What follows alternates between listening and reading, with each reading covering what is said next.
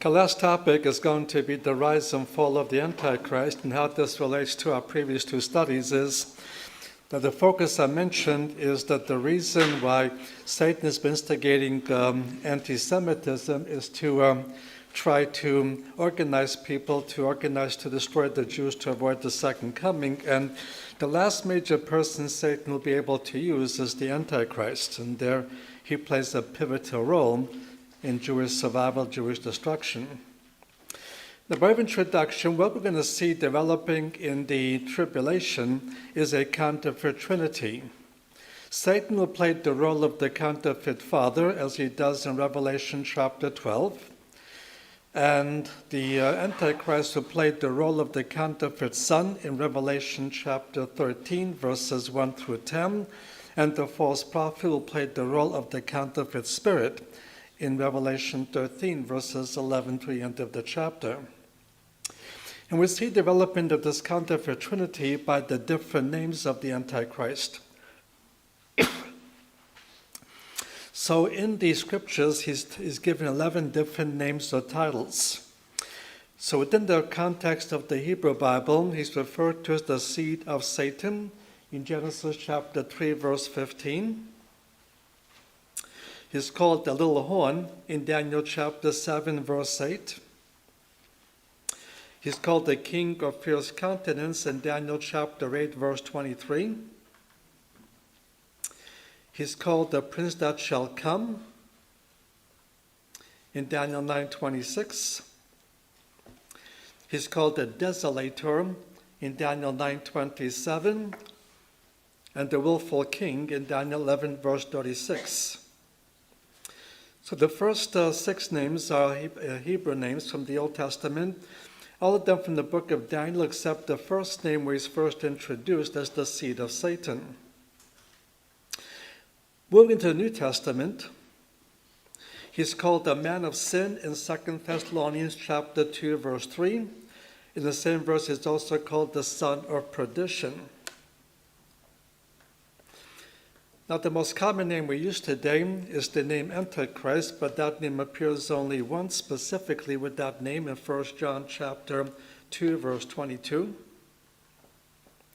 I may skip one. The lawless one is in 2 Thess chapter 2, verse 8, 2 Thess 2, verse 8, and the Antichrist in 1 John 2, 22. The most common name biblically is the beast. And just one example of several is Revelation 11, verse 7. Here we see the beginnings of the counterfeit, because the true Messiah, the true Son, has a multiplicity of names or titles.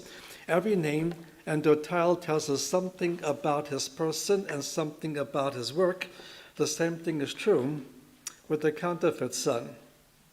A multiplicity of names and titles, each one says something about his person or something about his role.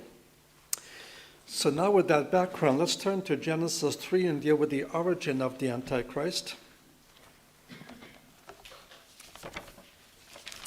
Now, the true Son has both a supernatural origin in that he is conceived of the Holy Spirit, but he also has a natural origin in that he is the biological son of Miriam or Mary.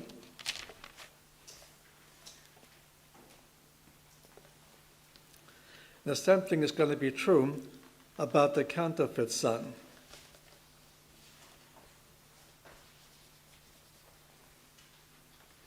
As to the supernatural origin, it's found in chapter 3, verse 15.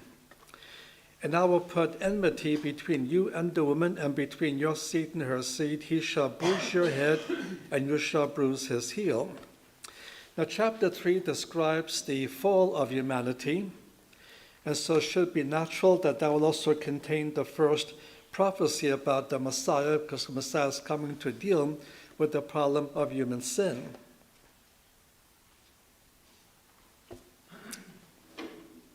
There are different rabbinic elements about this account. There's a story that one day Adam came home from work, and Eve asked him a typical wifely question: "Adam, do you love me?" He said, "Who else?" No one else to love in those days. Another story is that while Cain and Abel were growing up, Adam would take him on these walks to teach him different truths. When he felt they were ready for it, he took him by the Garden of Eden. And they could look over the fence and see how beautiful it was there, lush and green. And Adam says to his two boys, "You see how good it is in there? That's where your mother ate us out of house and home."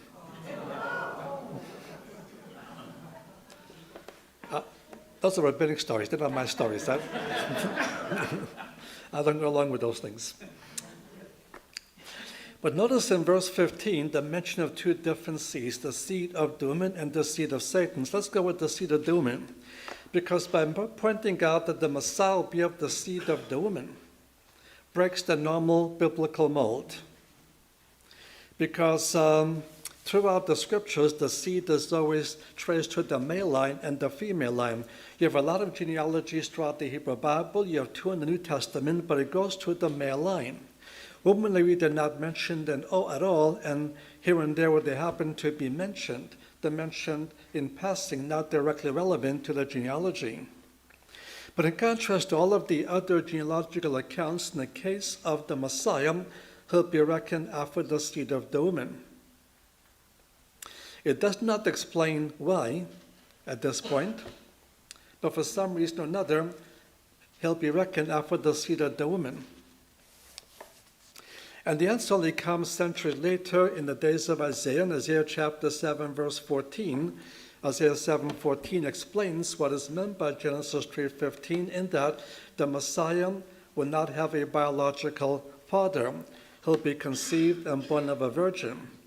All of us here have our humanity both from our biological father, biological mother. In the case of the Messiah, he only has one human source, and that's the mother.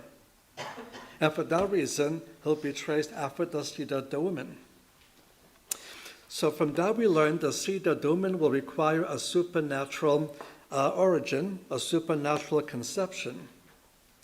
And when you have the same word used in the same verse, you have to understand it the same way, and the Antichrist will be of the seed of Satan. And what Satan is going to do one day is impregnate a woman and produce his seed. He tried to do this earlier, not directly by himself, but he had many of his fallen angels take on human form. Whenever angels appear, they always appear as young men, often mistaken for young men. And they intermarry with human women and producing a new race of beings, which King James referred to as they were giants, but the Hebrew word does not mean giants. A different Hebrew word is used, which is the Nephilim. And subsequent renderings, like this is the American Standard Version, says Nephilim, doesn't say giants, because the word Nephilim doesn't say anything about the size of the progeny, but rather that these were superhuman mentally, in human strength, but not in size.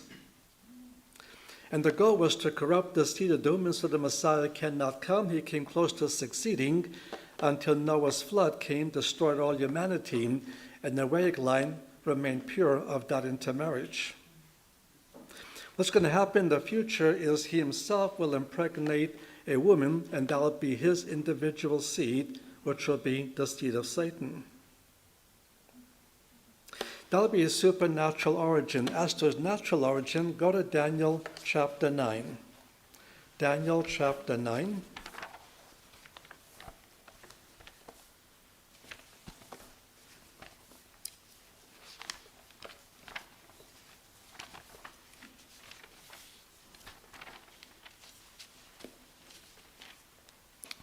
In Daniel chapter 9, verses 24 through 27, you have the famous prophecy of the 77ths, or a 490-year period God has decreed over the Jewish people. It goes beyond our point in this study to go through this phrase by phrase, but for those of us involved in Jewish ministries, it's a very important passage to know well, because it's the only passage among all of the prophecies about the first coming that provide a timetable for the first coming.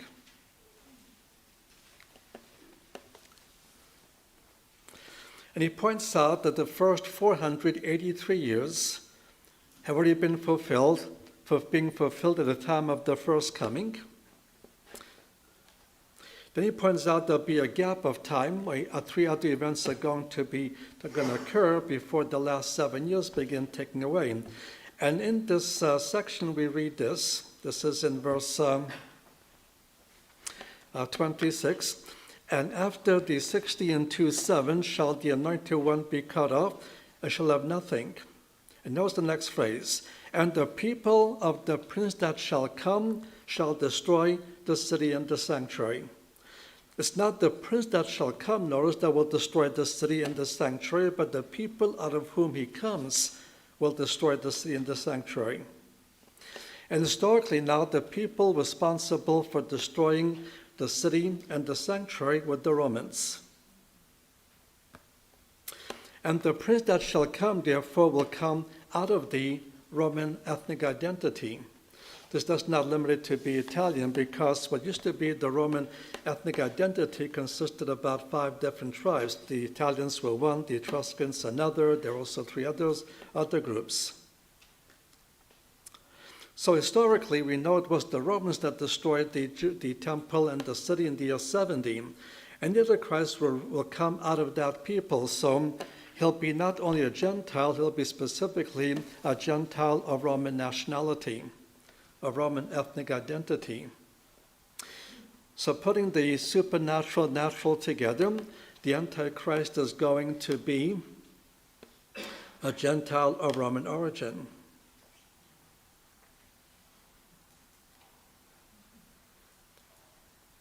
And this is the one that we'll see a bit later in the outline in verse 27 that makes a firm covenant that will trigger the tribulation.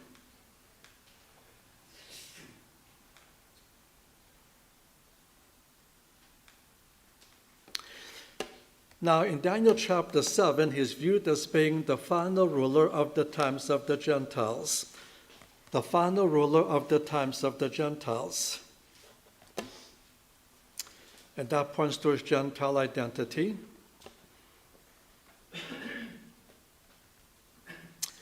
Now, look at Daniel 11, verse 37. Daniel 11, verse 37.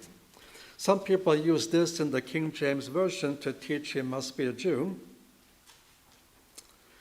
And in verse 37 in King James is read, neither shall regard the God, capital G, small o, small d, of his fathers. However, in the context that begins in verse 36 onward, he keeps drawing a different distinction between the singular word for God and the plural word for God. Consistently, it uses the singular term, but in this phrase, he switches to the plural form. And literally reads as in this version, the ESV and more other versions, he shall not regard the gods, small g-o-d-s, of his fathers, meaning he will not continue worshiping the pagan gods of his ancestors. So rendered accordingly doesn't point to his Jewish identity. It points to his Gentile identity, which was already established back in chapter 7. The Antichrist must be of the 4th Gentile empire, which is the Gentile empire. Now others try to give a logical argument for his Jewish identity, that he must be of the tribe of Dan because Dan is missing from Revelation chapter 7. And logic is, the reason Dan is missing is because the Antichrist comes from the tribe of Dan. That's just a logical conclusion. The text does not say, even hint at this. And because so much Revelation is based upon the Hebrew Bible, it would be good to see where else certain tribal names may be missing. And the reason they may be missing, usually there's one tribe missing, they're not always the same tribe, that if you list all of the tribal names, you'll have 13 names, not 12. And while Jacob had only 12 sons, Joseph fathered 2 half-tribes, so the tribe of Ephraim and tribe of Manasseh were the 2 half-tribes of the tribe of Joseph. So to maintain the symmetry of 12, you have to drop a name. So in the book of Deuteronomy chapter 33, we list the 12 tribal blessings. He drops the name Simeon. only to maintain the symmetry of 12. Or in Ezekiel chapter 47 and chapter 48 of Ezekiel, it describes the settlement of 12 tribes in the Messianic kingdom. To maintain the symmetry of 12, to maintain the symmetry of 12, he must drop a name. He drops the name of Levi or Levi. Just to maintain the symmetry, he puts Levi in a whole different category. And for the same reason, that Moses left out Simeon, Ezekiel left out Levi, is the reason why John leaves out Dan, to maintain the symmetry of 12. But Dan does not disappear, and Ezekiel's description of the land in the Messianic kingdom, Dan will be settled as the most northern tribe in the Messianic kingdom. So the whole concept of all that the Bible teaches about the times of the Gentiles and the fourth Gentile empire, the Antichrist is a Gentile as part of the last phase of the fourth Gentile empire. So you have another element of the counterfeit God-man, in that he has both a natural and supernatural origin. Now, as far as how he relates to the start of tribulation, let's go back to chapter 9. And verse 27 says, "And he shall make a firm covenant with many for 1:7. The pronoun he goes back to his nearest antecedent. And the nearest antecedent is the prince that shall come. And he uses the definite article the prince, a specific one, because he spoke of him twice before, in chapter 7 and again in chapter 8. And so the tribulation begins with the signing of the 7-year covenant, the 7-year treaty.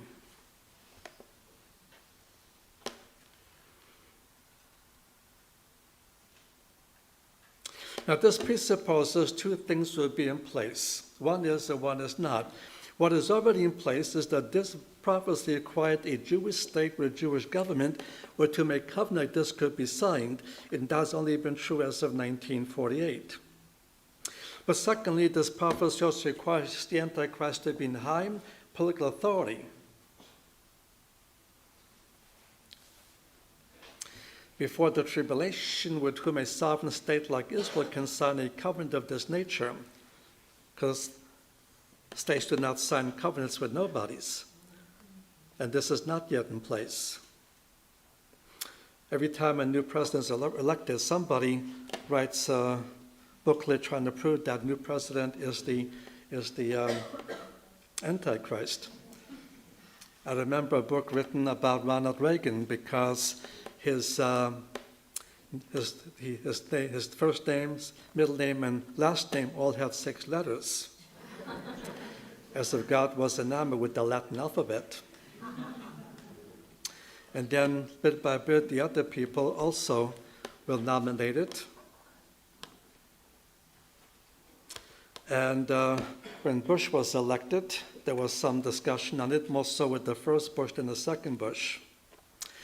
When George Bush number 2 was elected to be president, there was a lot of fear and trepidation in Israel, because the last time the Jews listened to someone by the name of Bush, they got lost in the desert for 40 years. As it turned out, he became the most supportive president up until then. He was very well respected in Israel. There's even a monument to him for his role on behalf of Israel. Now, the next element is the rise of the Antichrist to power. And turn to Daniel chapter 8. Basically, the counterfeit son is going to accept the offer from the counterfeit father that the true son rejected. And in the temptation of the Messiah, Satan says, "I will give you my authority over all these kingdoms if you worship me." And there was the legitimate end, because God wants the Messianic son to rule over the kingdoms of the earth. The means of gaining this authority was by means of his suffering, death, and resurrection, not by means of worshiping Satan. And so the true son was simply rejected that offer, but the counterfeit son is going to accept it. So as far as his character, look at chapter 8, verse 23 to 25. Now summarize what these verses are saying. First of all, in verse 23,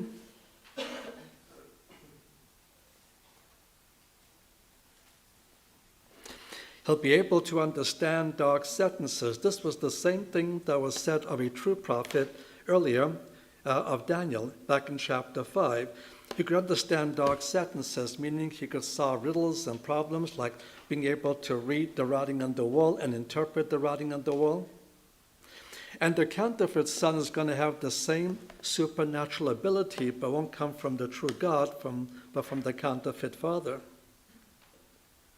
Furthermore, in verse 24, his power shall be mighty, but not by his own power. He'll be very powerful, but the powerful does not originate within himself. It's a power that he receives from his biological father, Satan. In verse 24 also, he will be able to destroy the mighty ones, strong people, but also in verse 24, he'll be able to war against the saints and destroy many of the saints. In verse 25, he'll be characterized by craft and deceit. Now look at chapter 11. In verses 36 to 39, we see other facets of his rise to power. So in verse 36, he's described as a willful king, and the king shall do according to his will. Secondly, in verse 36, he shall be characterized by self-exaltation. And thirdly, in verse 37, he will also exalt himself by self-deification. He ultimately claims to be God.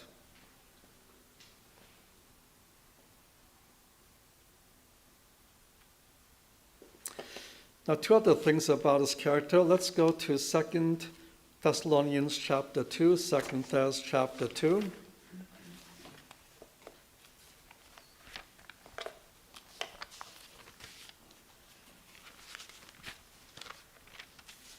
And look at verse 8.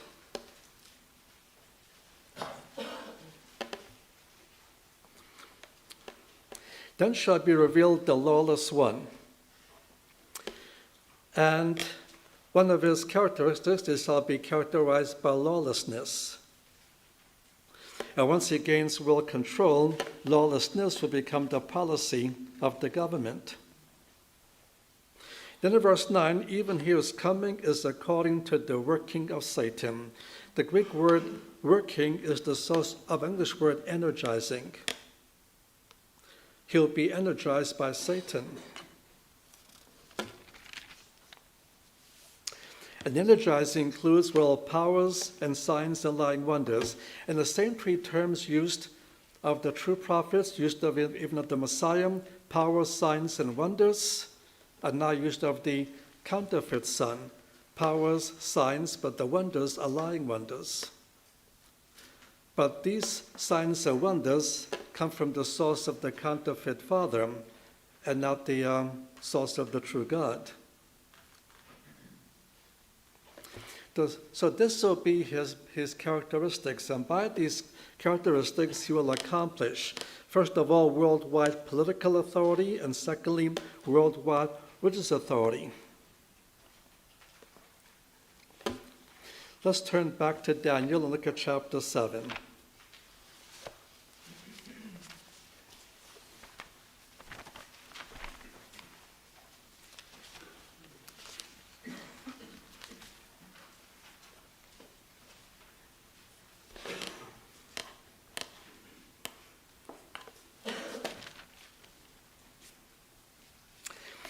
In dealing with the fourth Gentile empire, which undergoes 5 successive stages, here we read of the fourth and then the fifth stage of the fourth Gentile empire. As for the 10 horns, out of this kingdom shall 10 kings arise. So out of a one world government of some kind, which is the third stage, in the fourth stage you will divide into 10 kingdoms.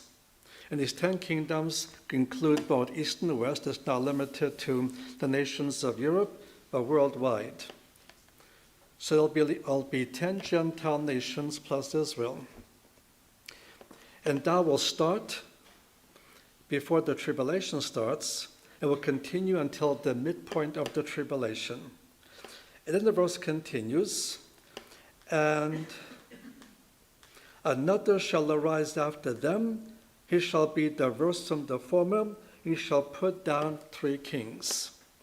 What's happening in the middle tribulation, the Antichrist will declare war against these 10 kings. In the course of this war, he will kill 3 of them. After killing 3 of them, the others will submit to his authority. And the 3 kings he kills are listed in chapter 11.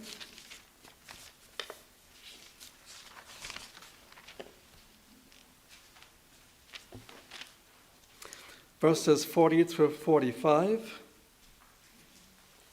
Chapter 11, verses 40 through 45. He'll kill the king of the north, the king of the south, and the king of the east. In the context of Daniel, the king of the north is Syria, the king of the south is Egypt, and the king of the east is Mesopotamia. And once he kills those 3 kings, the other 7 will submit to him. And that point is made also in Revelation 17, verses 12, 13, and 17. Revelation 17, verses 12, 13, and 17. So with that conquest and with that submission, he now is the one world political ruler. And once he gains political authority over the whole world, he'll move to his next stage to also have world authority over religion. So now look at Revelation chapter 17.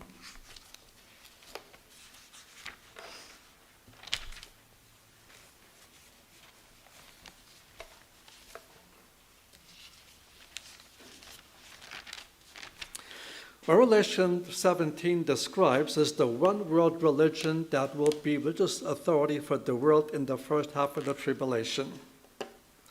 And that is Mystery Babylon the Great.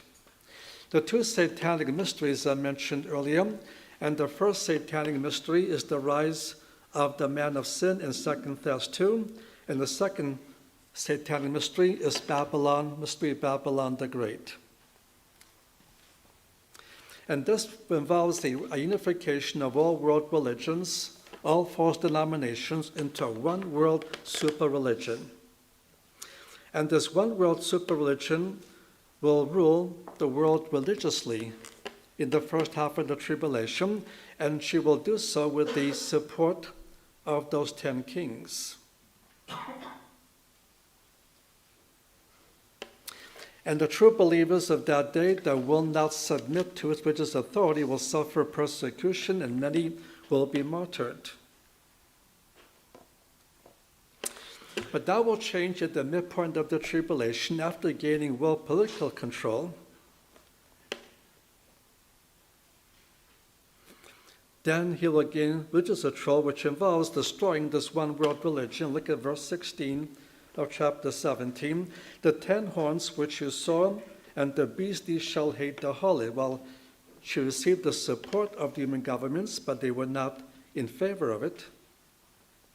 They will hate the harlot, and shall make her desolate and naked, and shall eat her flesh, and shall burn her utterly with fire.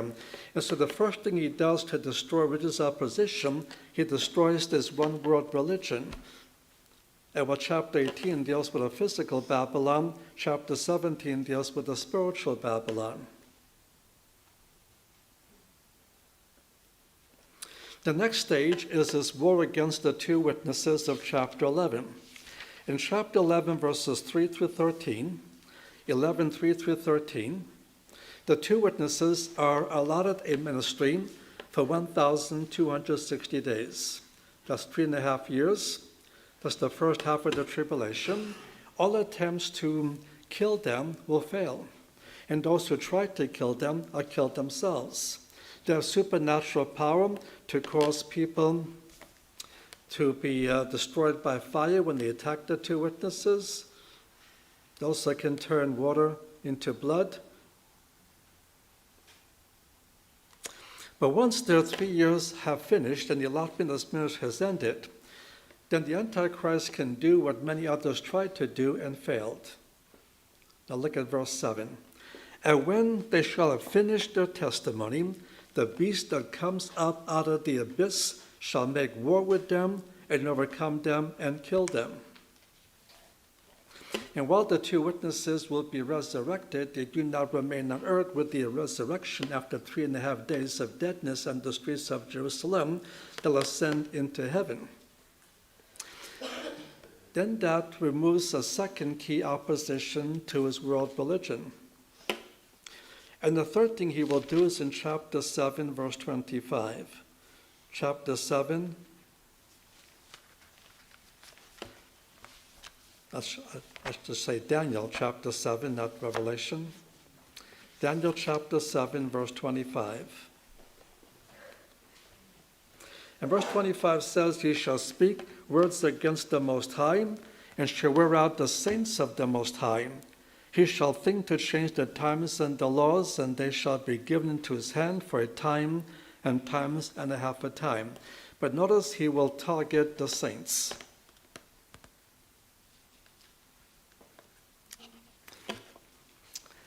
He will target two groups, the Jews because the power of the second coming is in their hands, and the saints because they know what must happen for the Messiah to return. He doesn't want them to spread that kind of news.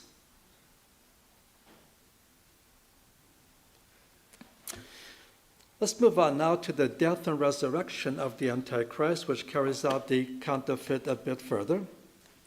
And let's look at Revelation 13.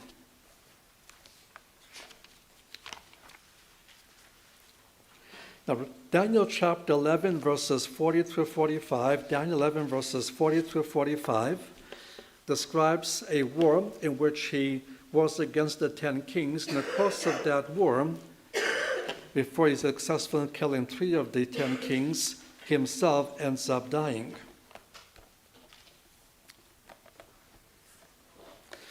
Now, chapter 13, and skip down to verse 3.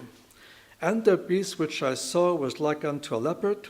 His feet was the feet of a bear, and his mouth as the mouth of a lion.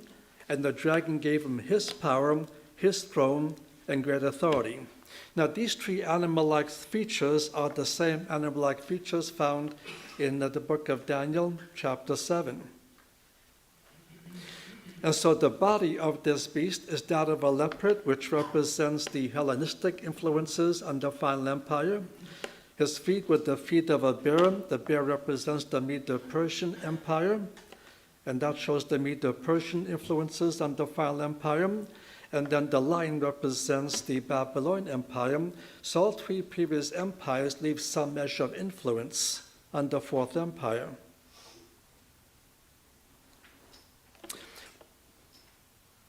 Now, just as in Matthew 28, the true Father gave his authority to the true Son, and the true Son then sends out the apostles to evangelize the world, notice the development of the counterfeit aspect towards the end of verse 2. And the dragon gave him his power and his throne and great authority. And the Antichrist accepts this offer.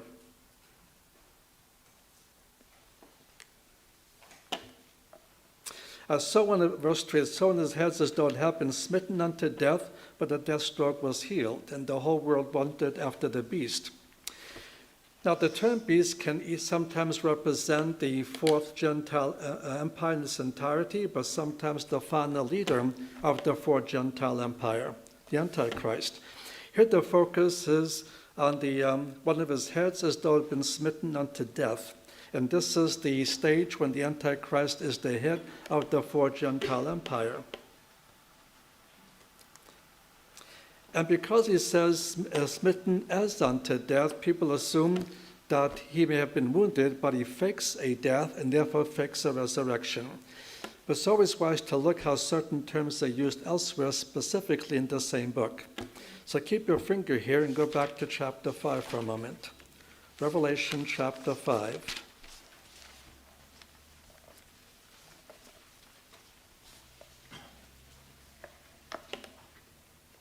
Inscribing here the true Son, chapter 5, verse 6.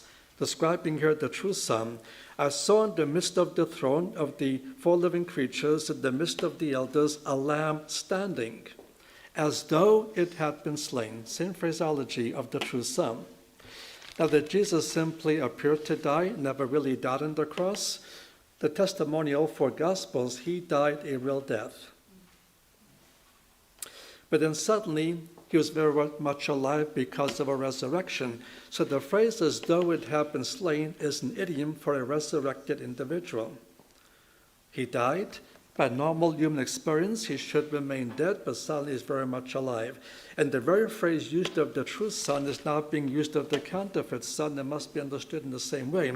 He really is killed in the war against the 10 kings.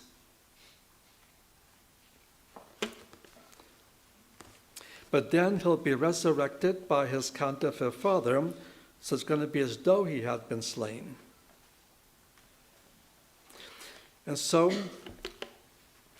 in verse 3, he's both killed and resurrected. As a result of that resurrection, in verse 4, the world begins to worship the Antichrist as being God. In verses 5 and 6, he's allowed to continue for 3.5 years. His rule as an absolute worldwide emperor, absolute monarch, is going to last for 3.5 years, but the second half of the tribulation. And in verse 7, he will war against the saints.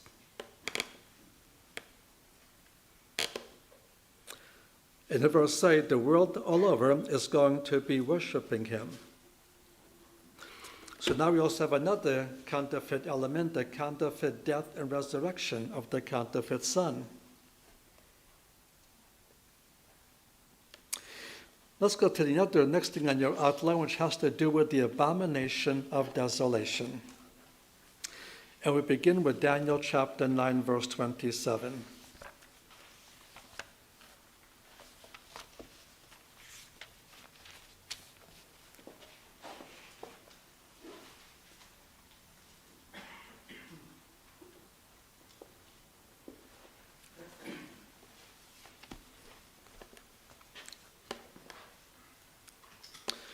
We note already, in verse 27, he signs the 7-year covenant that will trigger the tribulation. And they're going to read, in the middle of the 7, he will cause the sacrifice and the oblation to cease. So right in the middle of the tribulation, he causes a forced cessation of the temple service, which shows that the third temple, the tribulation temple, will be standing by the middle of the tribulation, and it's been functioning for a while. Exactly when it will be rebuilt, we have two options. It may be rebuilt in the first half of the tribulation, or it may be rebuilt even before the tribulation starts. That's as close as we can come to based upon what the Bible reveals. Either before the tribulation or in the middle of it, or the first half of it, but by the middle it is standing and functioning.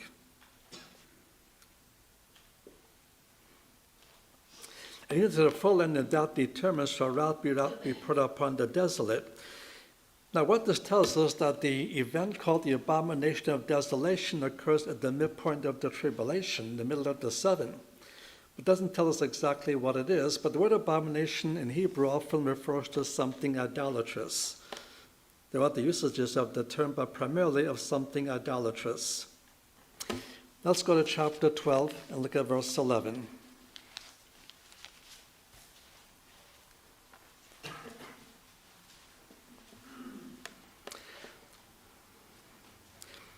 And from the time that the continual burnt offering shall be taken away, and the abomination that makes desolate be set up, there shall be 1,290 days. Now the second half of the tribulation is exactly 1,260 days. But the abomination will have to be continued in the tribulation temple for an additional 30 days beyond the end of the tribulation. Again, says nothing about what exactly it is,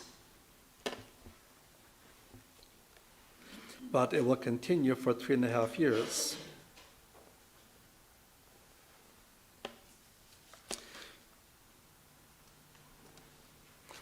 Now the phrase that shall be set up, which is something, usually means something erect, like an image would be erect.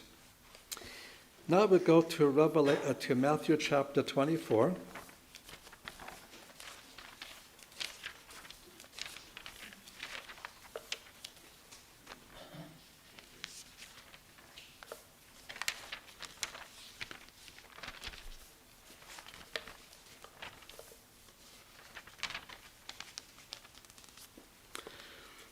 And verse 15, when therefore you see the abomination of desolation, which was spoken of to Daniel the prophet standing in the holy place, let him that reads understand, then let them in Judea flee unto the mountains.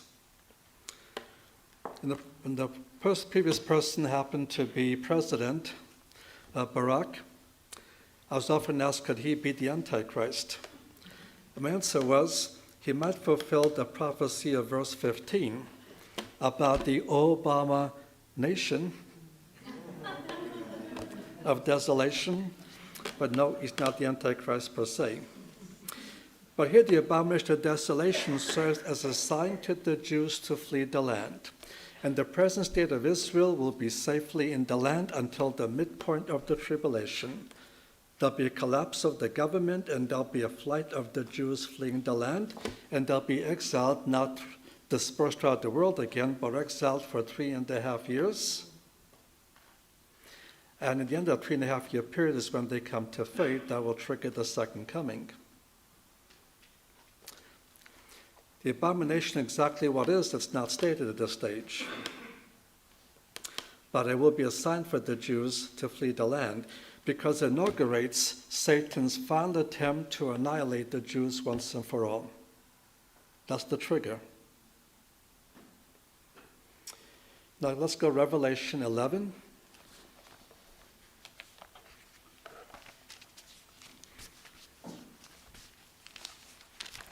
And look at verse 1, Revelation 11, verse 1. And there was given me a reed like unto a rod, and one said, rise and measure the temple of God and the altar and them that worship therein, and the court which is outside the temple, leave without and measure it not. For has been given over to Gentiles, and the holy city shall they tread underfoot 42 months. At the midpoint of the tribulation, once again, you have a Gentile army overtaking the city, and they'll be able to maintain control for 42 months, which is the second half of the tribulation. It would be under this authority that the abomination of desolation is set up, though it does not specifically state what it is. Now, what it is going to involve two things. The first thing is in 2 Thessalonians chapter 2. 2 Thess chapter 2.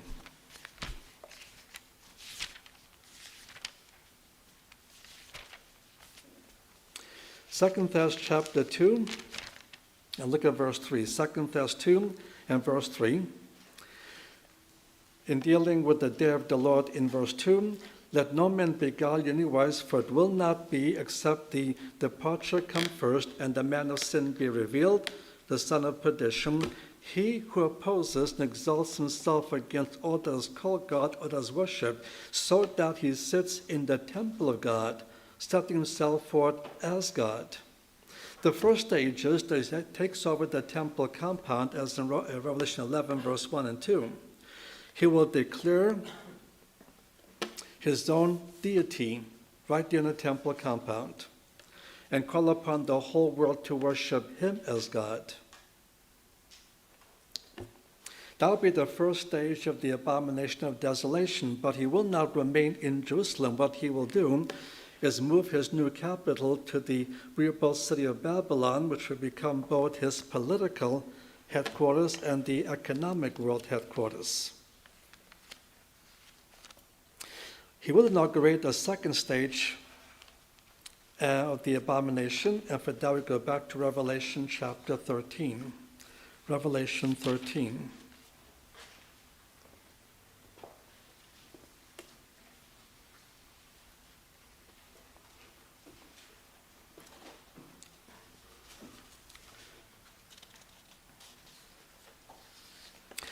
In verses 11 through 15, we have the third member of the counterfeit trinity introduced, the false prophet. And notice the extent of this counterfeit. Verse 11, I saw another beast coming up out of the earth. He had 2 horns, like unto a lamb, and by giving him horns of a lamb, it gives it a religious character. However, unlike the true lamb of chapter 5, but he spoke as a dragon, and so his origin is of the dragon, who's the counterfeit father. And in verse 12, he exercises all the authority of the first beast in his sight. And just as the true spirit is co-equal with the true son, this counterfeit spirit will be co-equal with the counterfeit son. And he makes the earth and them that dwell therein to worship the first beast, whose death stroke was healed. And just as the true spirit draws people to worship the true son, the counterfeit spirit draws people to worship the counterfeit son. Now the true spirit arrived in Acts 2 with miracles, signs, and wonders, and the same thing happens here in the counterfeit system. And in verse 13, he does great signs. They should even make fire come down upon the earth in the sight of men. And he deceived them that dwell on the earth by reason of the signs which was given him to do in the sight of the beast, saying to them that dwell on the earth that they should make an image of the beast who had the stroke of the sword and lived. And so as part of his signs and wonders, in causing people to be deceived that the counterfeit son is the real God, he now draws people to make an image of the counterfeit son. But what else can he do?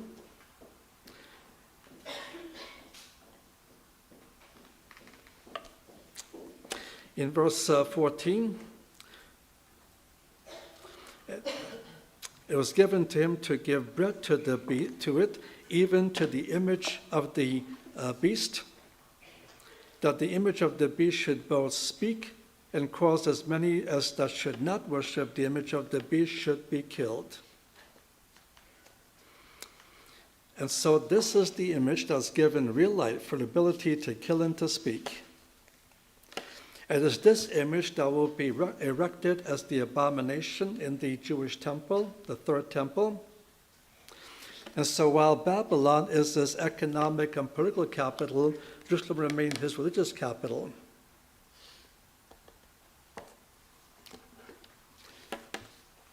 Now let's go to the next part of the outline, dealing with the mark of the beast in verses 16 through 18. The true Spirit came with the true seal, and those of us who believe are sealed by the Holy Spirit into the body of the Messiah, so we can never fall out. The same thing is true of the counterfeit Holy Spirit. He now causes a seal. Let's read what it says, because there's a lot of people that read things into it that's simply not in the text. Verse 16, he causes all the small and the great and the rich and the poor and the free and the bond that there should be given them a mark on their right hand or upon their forehead, that no man should be able to buy or sell save he that had the mark, even the mark of the beast or the number of his name. Here is wisdom. He that had understanding, let him count the number of the beast, for it is the number of a man. His number is 666. Now those who are willing to accept the Antichrist as God will be given a choice of taking a mark either on their right hand, or for those more zealous, on their forehead. And that number is going to be the same for everyone who chooses to worship the Antichrist as God, 666. It is not a banking system, it's not a credit system, it's not a credit card system. It simply gives a person the right to make a living. Because in a credit system, everybody has to have a different number. Everybody gets the same number. A good example is what happened under the Nazi occupation of Poland. And when they captured Poland, all the Polish people had to turn in their ID identification and get a new one. Now, the Gentile ID cards were given with a swastika on it, but the cards given to Jews did not have that. So those with the swastika can continue working and continuing their business and make a living, but the Jews without the swastika had to leave their homes, their apartments, move into the ghetto that would now be sealed by a wall around the ghetto, until the Jews were systematically exterminated. There's a meaning to what he says here. It's not a credit system, a banking system. It simply gives people who take the mark the right to maintain a living. And he gives 5 clues. For example, in verse 17, it is the name of the beast. Secondly, is the number of his name. In verse 18, thirdly, it's the number of the beast. Fourthly, the number of a man. And fifthly, the number 666.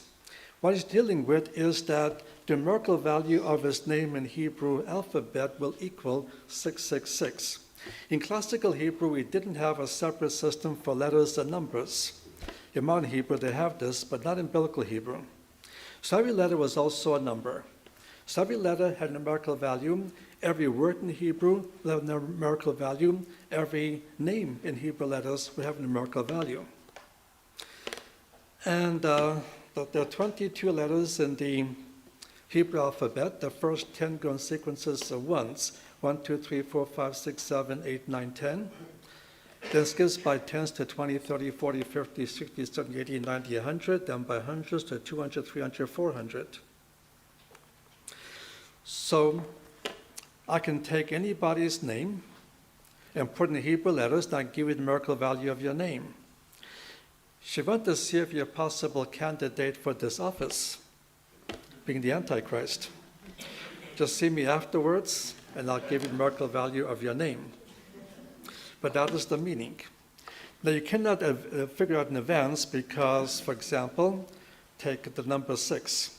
1 and 6 equals 1 and 5 equals 6, so this 5 is 1, but be different letters in different order. 2 and 4 and 2 equals 6, and that requires different letters in different order.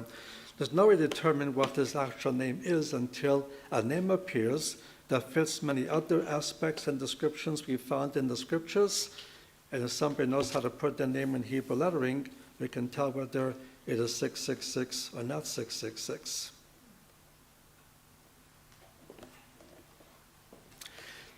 And so this will be the counterfeit seal of the Holy Spirit, of the counterfeit spirit. Now skip over to chapter 14.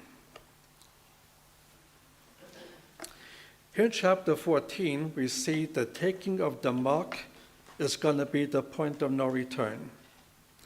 Verse 9, chapter 14, verse 9.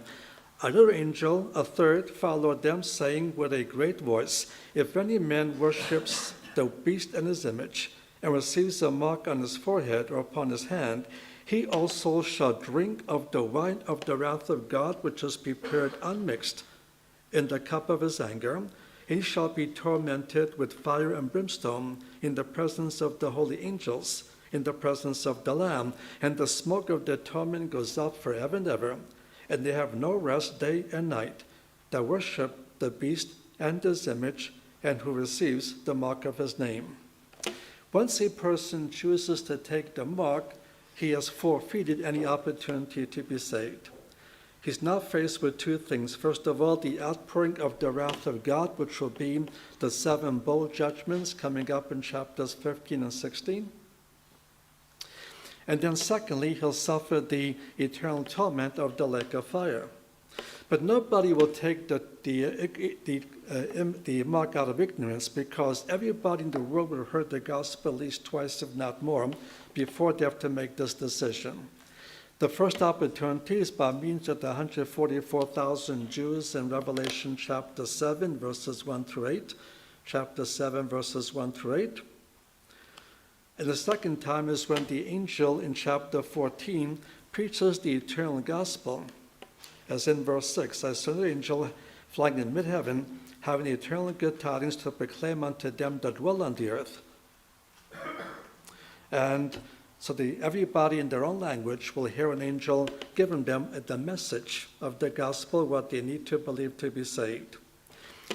So those who reject this message that they received at least twice or more, they will now then take the mark. They have forfeited any opportunity to be saved. You'll have some people sometimes will teach if you heard the gospel before the rapture, you cannot be saved afterward, but that's nowhere in Scripture. Rather, you can be saved after the rapture as well, but once the mark is taken, you no longer have the opportunity to be saved. Now, concerning the next part of the outline, the revelation of the Antichrist, I'm not going to detail this because that's going to take a bit of time. This is what it teaches, that there'll be two different revelations of who the Antichrist is just before the tribulation or in the tribulation. The first revelation is in chapter 2, verses 1, 2, and 3. Just before the tribulation starts, believers living at that point of time, they may be church saints, they may be post-rapture saints. Believers at that point of time will know who the Antichrist is. They might know it by the numerical value of his name, or they might know it by the announcement of a soon impending of the signing of a 7-year covenant with Israel. But just before the tribulation, believers will know who the Antichrist is.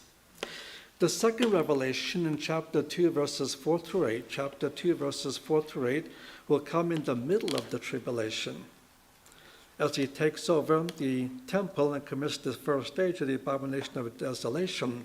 Then his true character will be revealed to the Jewish population. And they'll recognize that the abomination is a signal he's not their friend but their enemy. And that's what will cause them to flee the land in Matthew 24, verses 15 and 16. Okay, let's conclude with the fall of the Antichrist. Key passages, Revelation chapter 16, verses 12 to 16. This describes the beginning of the campaign of Armageddon, when he gathers all the armies of all the nations against the Jewish people. By that point of time, about 2/3 of the world Jewish population has suffered persecution and death, but 1/3 is still living, and the goal is to annihilate this 1/3 group still living. However, during the campaign of Armageddon, Israel will finally come to a national faith and salvation that result in the second coming. And the first casualty of the second coming will be the Antichrist in 2 Thessalonians chapter 2, verse 8. 2 Thess 2, verse 8. Isaiah chapter 4, verses 4 through 14. Isaiah chapter 14, verses 4 through 11. Shows what happens after the Antichrist is killed and his soul enters into hell. As his soul enters into hell, people, those already in hell, will rise in astonishment that he also suffered the same demise as they have suffered. And then Isaiah chapter 14, verses 16 to 21. Isaiah 14, 16 to 21. He points out the body of the Antichrist will not be buried. It lie exposed, being trampled upon by his own soldiers. The body lies exposed, trampled, and unburied. Now, why does the body remain unburied? Let's look at Revelation 19.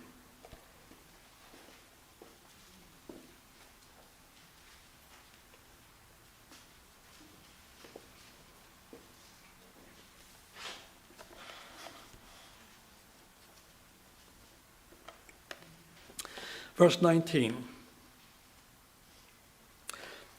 And I saw the beast and the kings of the earth and their armies gathered together to make war against him that sat upon the horse and against his army. And the beast was taken, and with him the false prophet that wrought the signs in his sight, wherewith he deceived them that had received the mark of the beast and them that worshipped his image, that they too were cast alive into lake of fire that burns with brimstone. So the first ones to be cast into lake of fire, which according to Matthew 25 was originally prepared for the devil and his angels, the first humans to fall into this place will be the counterfeit son and the counterfeit spirit. They'll have this lake all to themselves for the first 1,000 years of its habitation. Nobody will join them until after the end of the Messianic kingdom. He continues following the element of the counterfeit son, but it's one step beyond what he intended. Because after he is killed, he's resurrected now for the second time by the Messiah. He becomes the first fruits of the second resurrection. The resurrection of the true Messiah, the true Son, was the first fruits of the first resurrection, which covers all believers resurrected for eternity, and there are 5 stages of first resurrection. There'll be 2 stages of the second resurrection. He'll be the first one resurrected, therefore the first fruits of the second resurrection, and then he'll be joined by all the other unbelievers 1,000 years later. And so he placed all the counterfeit son 1 point beyond what he wished to play. So that'll become the final demise of the counterfeit son.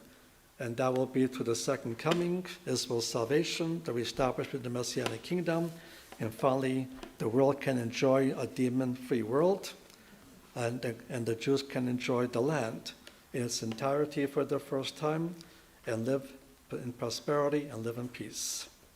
Selah.